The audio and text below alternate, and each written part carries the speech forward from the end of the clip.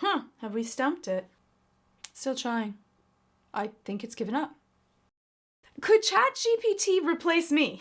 Could it be your therapist? And if so, how good of a job would it do? So let's dive on in and take a look at how good of a therapeutic intervention would ChatGPT give you. So let's ask a question on how would it treat something kind of strange or unusual as a phobia, because people can have fears and phobias to the most random of things, and we don't always even know where they came from. So let's find something that might be stranger so it wouldn't be something that ChatGPT would already see possibly on the internet and be able to just copy and paste it.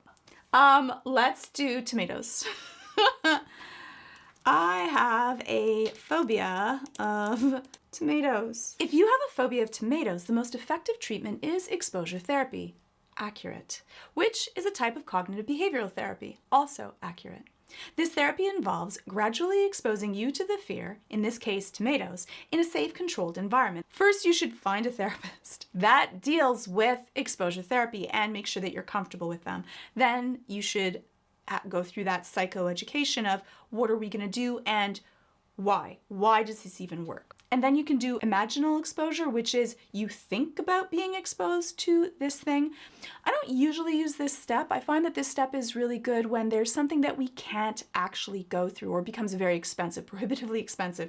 So I might use maybe VR, or I might use imaginal, say for an airplane phobia where we possibly don't feel like renting an airplane. Though I have done that before. What kind of help, if I'm feeling really sad, would ChatGPT give me? And would it make sure that this is its parameters of where it feels comfortable giving information and this is the spot where I shouldn't be helping out, you need to seek professional help? I am feeling really very sad.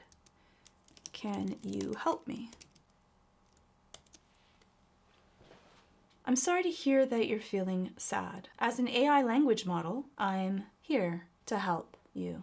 Consider seeking professional help. A therapist can help you work through your emotions and develop coping strategies. I like that. That's what I was hoping for. I was hoping that if someone types in to ChatGPT that it would say some basic things, but also let them know that, you know what, this is beyond my skill set, that you should seek help. I think that if I could add anything, that it didn't put down any help numbers or international numbers or helplines or websites. Already having something that you could click would be much easier than having to search yourself online for therapists or a hotline or a website that could be able to help you. Let's deal with obsessive compulsive disorder. If the person only has intrusive thoughts or has certain sets of obsessions or rituals, then it's a really multiverse kind of way of how am I going to treat this to be able to be most effective. I am having obsessive thoughts and I wonder and want to get rid of them. Okay, let's take a look at this. Obsessive thoughts can be challenging to deal with. There are steps that you can take to manage them. Here are some strategies you can try. Practice mindfulness. Yeah, staying in the moment instead of leaving your mind idle where it's going to spin. If you're being really busy, then your brain is engaged in another activity, and our brains are not multitaskers. They really are kind of like single parsing units that flip between things. So the more that you're doing one thing, the less that your brain is going to be apt to be able to think of whatever it is obsessing about. Challenge your thoughts. Ask yourself if the thought is realistic or if it's based on irrational fears. Consider the evidence for or against the thought and try to find a more balanced perspective.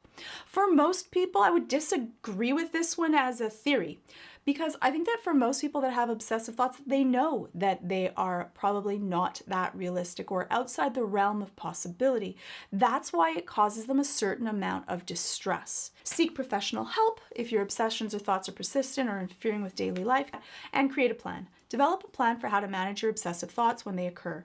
So create a plan, like that seems really great, but if you already don't know what you're doing because you're spinning about these thoughts, how to go through properly restructuring your thoughts, there are concrete methods that work or are much more effective than just you writing it down on paper without any training or techniques. So for this one, I would have expected that it would know or even give you one of those nice templates or create one that goes through what do you do with these thoughts and what are you trying to change and restructure? How do you actually challenge a thought that is obsessive to bring it down within the realm of something that you're comfortable for? How can I tell if I am bipolar? Not give a diagnosis, because it can't give a diagnosis. Bipolar is a mental health condition that's characterized by extreme mood swings. Here are some of the things to look out for. We don't need ChatGPT to be able to tell us this. We could look this up on the internet and be able to get this information. If you're experiencing any of these symptoms, it's important to talk to a mental health professional. They can determine the symptoms related to it. So I would have liked that it would have said that, like, mood swings are really normal and common for people. We go through these mood swings, and that doesn't mean that you are bipolar. It might be really difficult to tell if you're going through something that's physically damaging, or if you're just having a panic attack. I have a lot of people, especially when they've had their first panic attack, that they go to the hospital and they find out that they're not having a heart attack, that it's only from panic. Am I having a panic attack, or am I having a heart attack?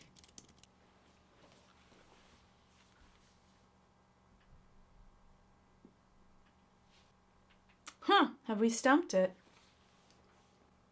Still trying. I think it's given up.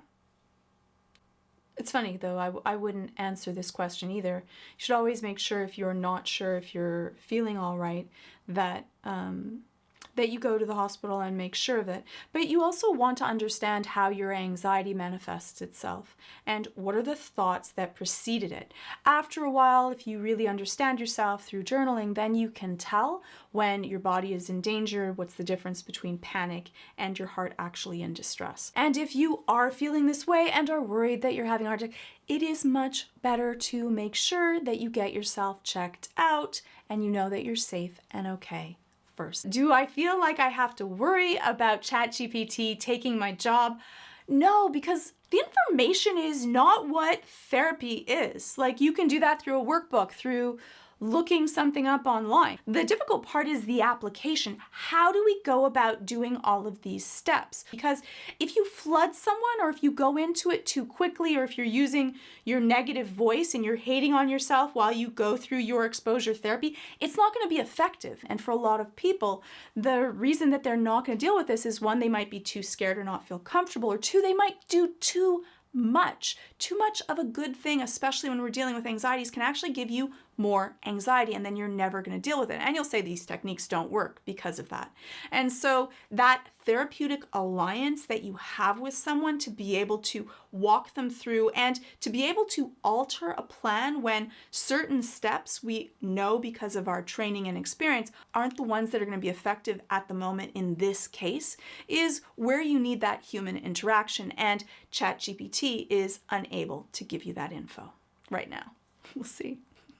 To learn more about how ChatGPT works and to get on the ground floor of the AI revolution, start with Brilliant.org, today's sponsor, and they have a wonderful introduction to neural networking. Brilliant makes college-level courses available to everyone. Each course is designed with high-velocity learning to help you stay focused and reach your goals fast. And the cool thing is that Brilliant makes learning like a game with fun features that let you challenge yourself, compete with others, and break everything down into small little bite-sized pieces, all with helpful explanations along the way, so you're never left guessing. Brilliant also has thousands of lessons, from foundational to advanced math to AI, data science, neural networks, and more, with new lessons added monthly. I have so far covered their algebra, calculus, I had to go back down to algebra, logic, geometry. I really loved doing their geometry course because I'm a hands-on learner. Hearing things, seeing things, those are good, but